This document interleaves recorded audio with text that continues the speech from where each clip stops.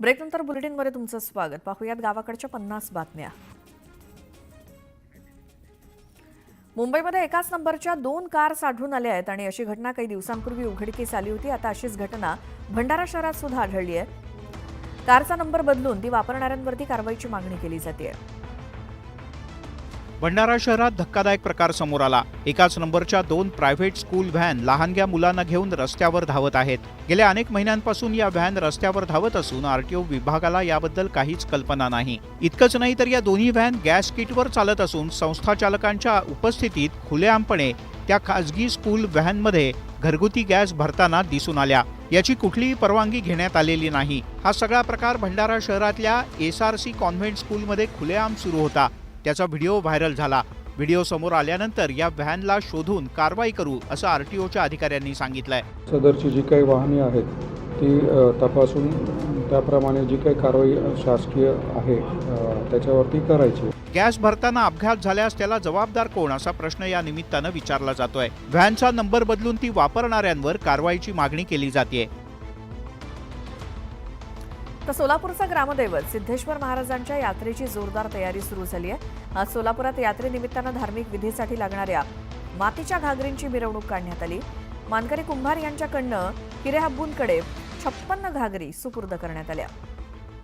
सिद्धरामेश्वर यात्रेच्या धार्मिक विधींना सुरुवात झाली. मानकरी हिरेहब्बू यांच्या वाड्यात दीपप्रज्वलन करत हे विधी सुरू झाले. त्यानंतर आज धार्मिक विधींसाठी लागणाऱ्या मातीच्या 56 घागरींची अतिशय उत्साहात आणि जल्लोषात मिरवणूक काढण्यात आली. मानकरी कुंभार घराण्यानं या घागरी यात्रेतील मानकरी हिरेहब्बूंकडे सुपूर्द केल्या. सोलापुरातील उत्तर कसब्यातील कुंभारवाड्यात योगीराज कुंभार यांच्या निवासस्थानी दिवे बसवण्याचा कार्यक्रम झाला.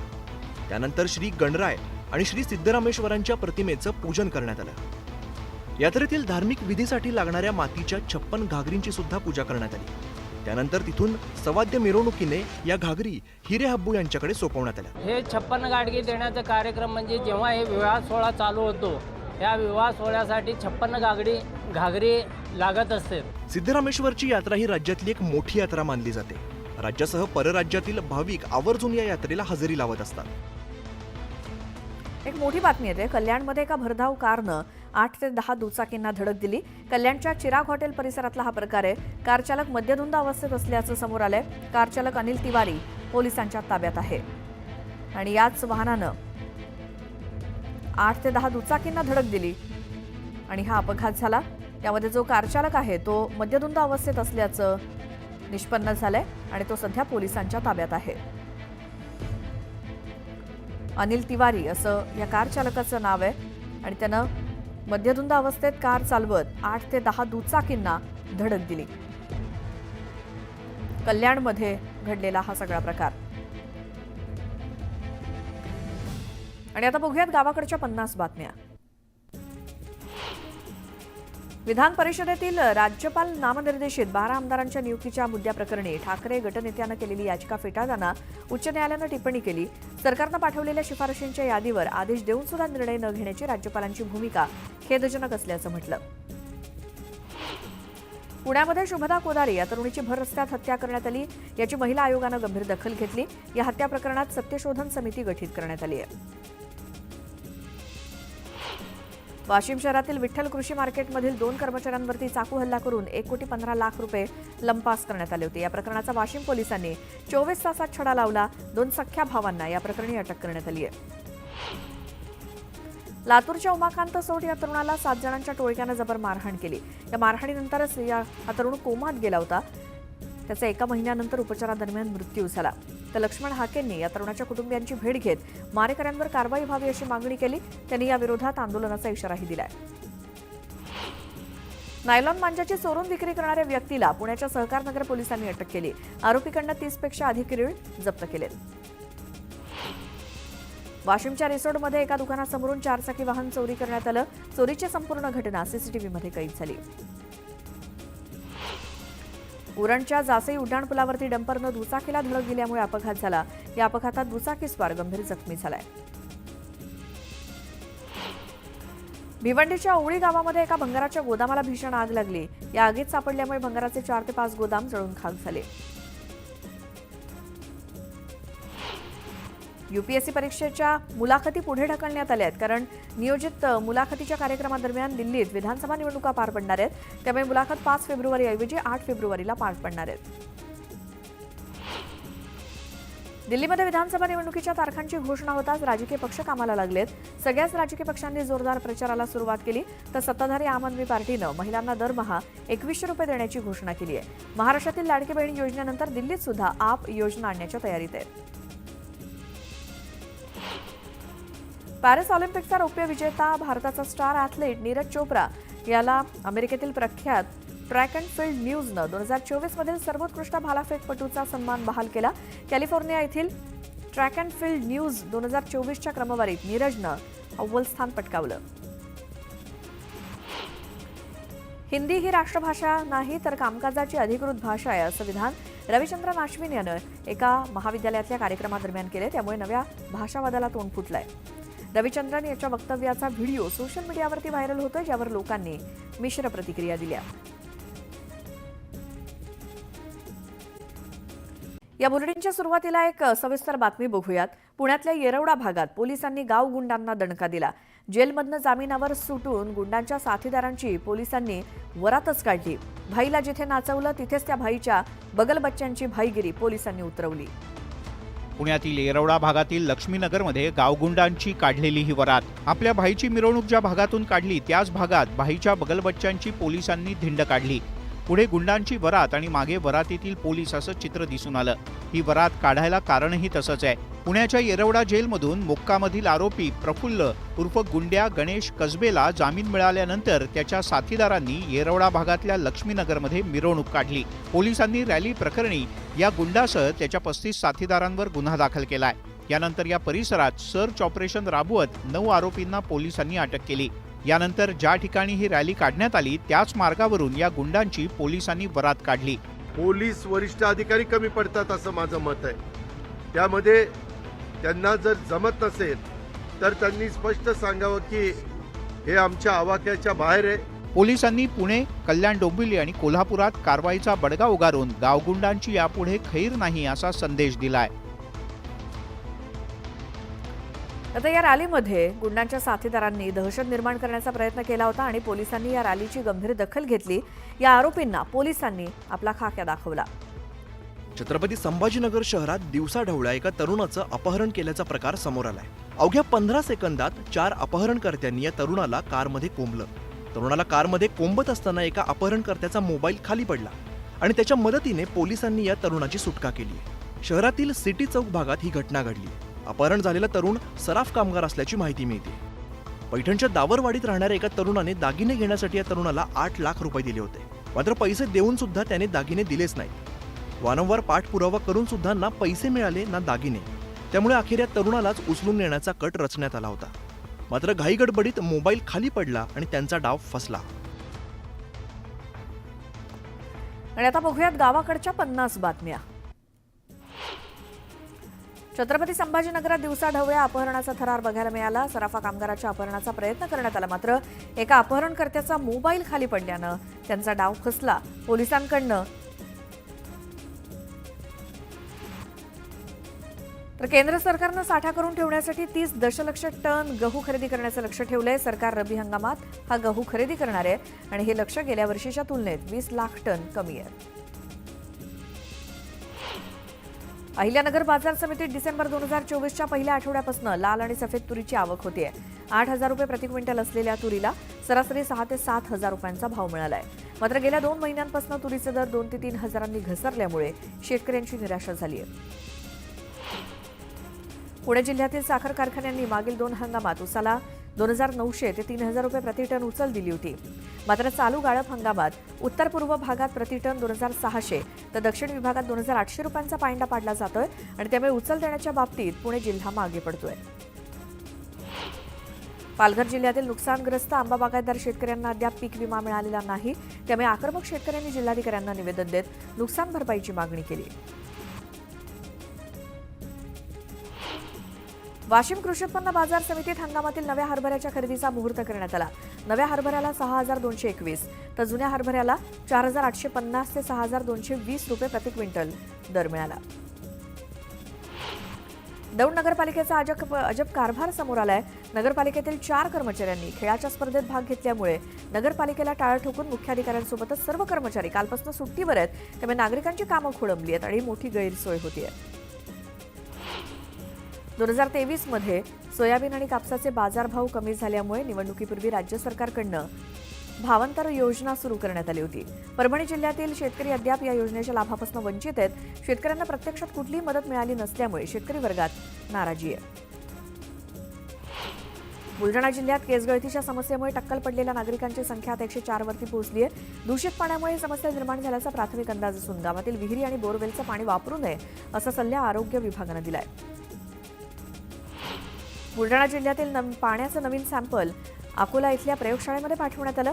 नवीन सॅम्पलचा अहवाल येण्यास 7 दिवसांचा कालावधी लागणार असल्याची माहिती आरोग्य विभागाच्या वतीनं देण्यात आली. सातारा जिल्ह्यातील महाबळेश्वर आणि पाचगणी या पर्यटनस्थळी पर्यटन महोत्सव भरवण्यात येणार आहे. 10वी-12वीची परीक्षा झाल्यानंतर या महोत्सवाचं आयोजन केलं जाणार असल्याची माहिती पर्यटन मंत्री शंभूराज देसाईंनी दिली. भुसावळमध्ये 4 जणांच्या टोळक्यानं चहाच्या दुकानात प्रवेश करत तरुणावरती गोळीबार केला. या गोळीबारात तेहरीम शेखचे या तरुणाचा मृत्यू झाला. या टोळक्यानं हवेत गोळीबार करत परिसरात दहशत माजवण्याचा प्रयत्न केला. या घटनेचं सीसीटीव्ही फुटेज समोर आलंय. मुंबईमध्ये रविवारी मेगा ब्लॉक घेण्यात येणार आहे. रेल्वे रूळ, सिग्नल यंत्रणा आणि ओव्हरहेड उपकरणांच्या देखभालीच्या कामासाठी रविवारी मध्य आणि पश्चिम रेल्वेवरती मेगा ब्लॉक घेण्यात येणार आहे. 5 दिवसांचा आठवडा करावा, तसंच सर्व संवर्गात पुरेशी कर्मचारी भरती करण्यात यावी. यासोबतच इतर अनेक मागण्यांसाठी अखिल भारतीय बँक अधिकारी महासंघानं 24 आणि 25 फेब्रुवारी रोजी देशव्यापी संप करण्याचा इशारा दिलाय. या संपामुळे फेब्रुवारीत 2 दिवस बँका बंद असणार आहेत. गेल्या 2 महिन्यांपासून शहरातील हवेचा दर्जा खालावल्यामुळे मुंबई महानगरपालिका आणि महाराष्ट्र प्रदूषण नियंत्रण मंडळानं कडक कारवाई करायला सुरुवात केली आहे. त्यामुळे काही दिवसांपासून मुंबईतील बहुतांश ठिकाणी हवेची गुणवत्ता मध्यम श्रेणीत नोंदवली जाते. औष्णिक वीज प्रकल्पामध्ये डिसल्फरायझेशन युनिट यंदाच्या वर्षीपासून बसवण्याची सक्ती 2 वर्ष लांबणीवर गेली. त्यामुळे प्रति युनिट 35 ते 40 पैसे वीज दरवाढीची भीती तुर्तास टळली आहे. उत्तर कोकण आणि मध्य महाराष्ट्रात आजपासून पुढचे 4 दिवस तुरळक पावसाचा अंदाज आहे. या काळात किमान तापमानात वाढ होण्याचा अंदाज आहे, परंतु गारठा सुद्धा कायम राहण्याची शक्यता आहे. एसटी महामंडळानं तयार केलेल्या ॲपच्या माध्यमातून प्रवाशांना लालपरीचं लोकेशन हे मोबाईलवरती कळणार आहे. एसटी तिकिटावरती असलेल्या क्रमांकाच्या माध्यमातून बस स्टँडवरती येण्याची वेळ समजणार आहे आणि एसटीच्या ताफ्यातील सर्वच गाड्यांना व्हेकल ट्रॅकिंग सिस्टीम बसवलं असल्यामुळे ॲपवर बसची माहिती उपलब्ध होणार आहे. राज्य परिवहन महामंडळाच्या ताफ्यात 14,000 बसगाड्या असून 2400 गाड्या 13 ते 14 वर्षांपूर्वीच्या जुन्या आहेत. या गाड्या वाटेतच बंद पडण्याचं प्रमाण वाढल्यामुळे उत्पन्नापेक्षा 471 कोटींचा अधिक खर्च अशी महामंडळाची सद्यस्थिती आहे. केंद्र सरकारनं राज्याच्या भांडवली खर्चाला गती देण्यासाठी आणि त्यांच्या विकास आणि कल्याणकारी उपक्रमांना आर्थिक सहाय्य पुरवण्यासाठी संकलित करातनं 1,73,030 कोटी रुपये निधीचं हस्तांतरण केलंय. डिसेंबर 2024 मध्ये ही रक्कम 89,086 कोटी रुपये इतकी होती. त्या मानानं या महिन्यात अधिक निधी वितरित करण्यात आलाय. या निधी वाटपात महाराष्ट्राला 10,930.31 कोटींचा वाटा मिळालाय. 1.5 लाख कोटी रुपयांचे प्रकल्प राबवणारी मुंबई महापालिका सध्या उत्पन्नाचा स्रोत शोधतेय. खर्च भागवण्यासाठी मुदत ठेवी मोडण्यासोबतच कचरा संकलन करून मुंबईकरांच्या खिशात हात घालण्याची पालिकेची तयारी आहे. मात्र सरकारकडील 16,000 कोटींची थकबाकी अजून पालिकेला वसूल करता आलेली नाही. मुख्यमंत्री माझी लाडकी बहीण योजनेला राज्यभरात प्रचंड प्रतिसाद मिळाला. दरम्यान 2025च्या पहिल्या महिन्यात महिलांच्या खात्यात योजनेचा 7वा हप्ता जमा होणार आहे. हप्ता जमा करण्यासाठी सरकार मकर संक्रांतीचा मुहूर्त साधण्याची शक्यता आहे. लाडक्या बहिणींच्या अर्जाची सरसकट पडताळणी होणार नसून ज्या जिल्ह्यातनं तक्रार येईल त्याच मुद्द्यावरती तिथल्या अर्जाची पडताळणी होईल असं महिला आणि बालविकास विभागानं स्पष्ट केलं. स्वातंत्र्यवीर सावरकर यांच्याविषयी वादग्रस्त विधान केल्याप्रकरणी काँग्रेस नेते राहुल गांधी यांना पुण्यातील विशेष न्यायालयानं शुक्रवारी जामीन मंजूर केला. या सुनावणीसाठी राहुल गांधी व्हिडिओ कॉन्फरन्सिंगद्वारे न्यायालयात हजर होते. राज्यातील 10,733 व्यापगत गृहनिर्माण प्रकल्पांना महारेरानं कारणे दाखवा नोटीस बजावली होती. या नोटिशीला प्रतिसाद न देणाऱ्या राज्यातील 1,905 प्रकल्पांना महारेरानं स्थगिती दिली आहे. यात पुण्यातील सर्वाधिक 487 प्रकल्पांचा समावेश असून त्यांची बँक खाती गोठवण्यात आली आहेत. ठाण्यातील नागरिकांचं दैनंदिन जीवन सुखकर करण्यासाठी मुख्यमंत्र्यांच्या आदेशानुसार पालिकेनं 100 दिवसांचा कार्यक्रम आखलाय. यामध्ये कार्यालयीन कामकाज, ऑनलाईन सेवा आणि स्वच्छता मोहिमेवरती भर देण्यात आलाय. तर याची अंमलबजावणी करण्याचे निर्देश पालिका आयुक्तांनी दिलेत. महाराष्ट्र शासनाच्या कौशल्य, रोजगार, उद्योजकता आणि नाविन्यता या विभागांतर्गत मुंबई उपनगर जिल्ह्यातील उमेदवारांना इस्रायल येथे रोजगाराची संधी उपलब्ध करून देण्यात येत असल्याची माहिती विभागानं दिली आहे. इंग्रजी भाषेचं सामान्य ज्ञान असणाऱ्या वयवर्ष 25 ते 45 वयोगटाचे उमेदवार या योजनेमध्ये सहभागी होण्यास पात्र आहेत.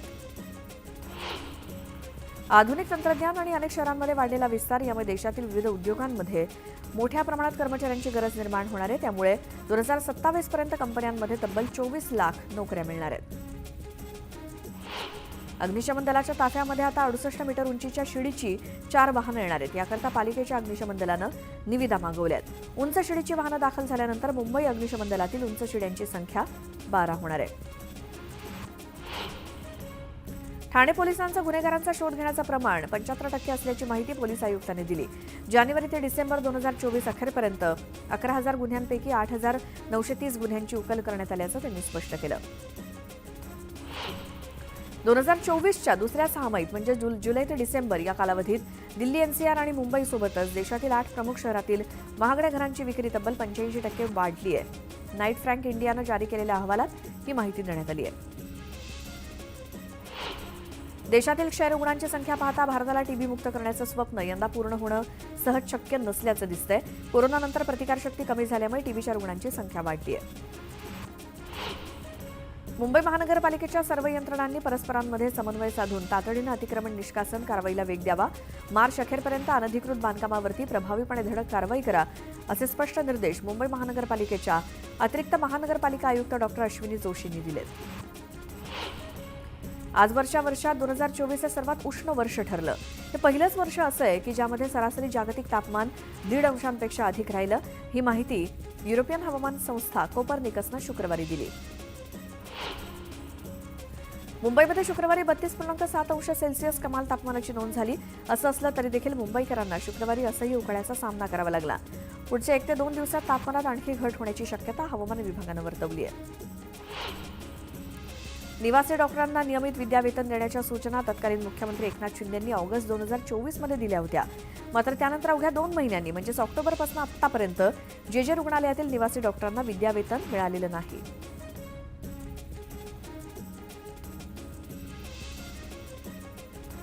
यावेळी एक मोठी बातमी येते. वसईमध्ये एका ज्वेलर्सच्या दुकानावरती दरोडा पडलाय. बंदुकीचा धाक दाखवून 50 तोळा सोनं लुटलंय. आरोपींच्या शोधासाठी पोलिसांच्या 6 टीम्स रवाना झाल्या आहेत. चोरट्याने दुकान मालकावरती जोरदार हल्ला केला. वसईच्या अग्रवाल कौल सिटीतला हा प्रकार आहे. सगळा प्रकार सीसीटीव्हीमध्ये कैद झालाय. बंदुकीचा धाक दाखवून वसईमध्ये 50 तोळा सोनं लुटल्याचा प्रकार सीसीटीव्हीमध्ये कैद झालाय. एका ज्वेलर्सच्या दुकानावरती ज्वेलर्सच्या मालकावरती जोरदार हल्ला करण्यात आला. आरोपींच्या शोधासाठी पोलिसांच्या आता 6 टीम्स रवाना झाल्या आहेत. चोरट्यांनी दुकान मालकावरती जोरदार हल्ला करून हा दरोडा टाकला. वसईच्या अग्रवाल कौल सिटीतला हा सगळा प्रकार सीसीटीव्हीत कैद झालाय.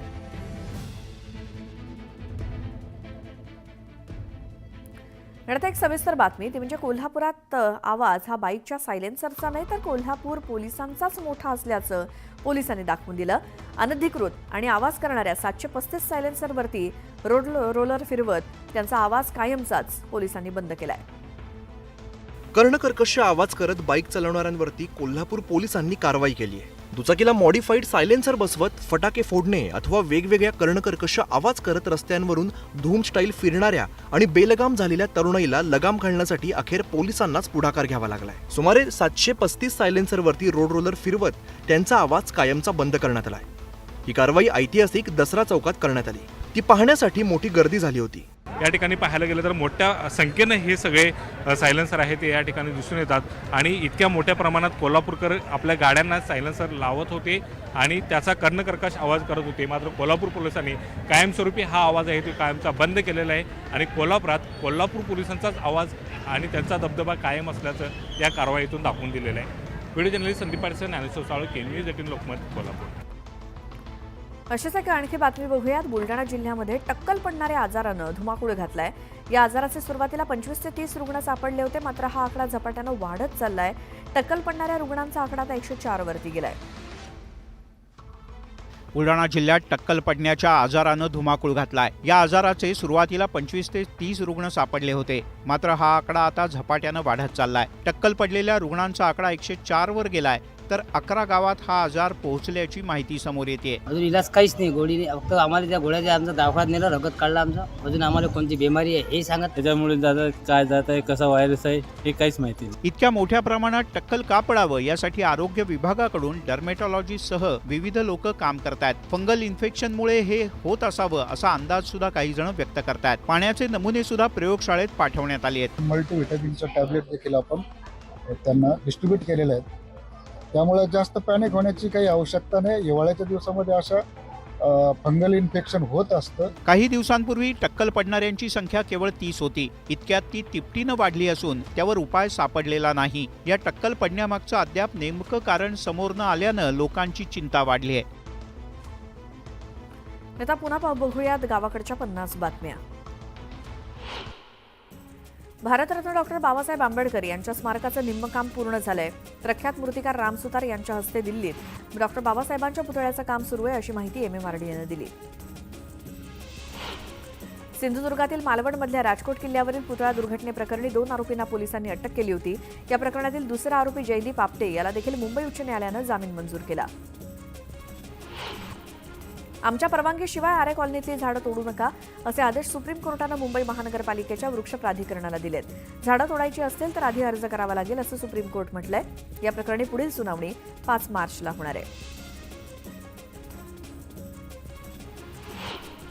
मुंबईतील टोरेस घोटाळ्याचा तपास आर्थिक गुन्हे शाखेकडनं केला जातोय। टोरेस कंपनीनं गुंतवणूकदारांना 300 रुपयांचा मोइसॅनाइडचा खडा थेट 50,000 रुपयांना विकला। यासोबतच त्यांना एक प्रमाणपत्र दिलं, अशी नवीन माहिती समोर आली आहे।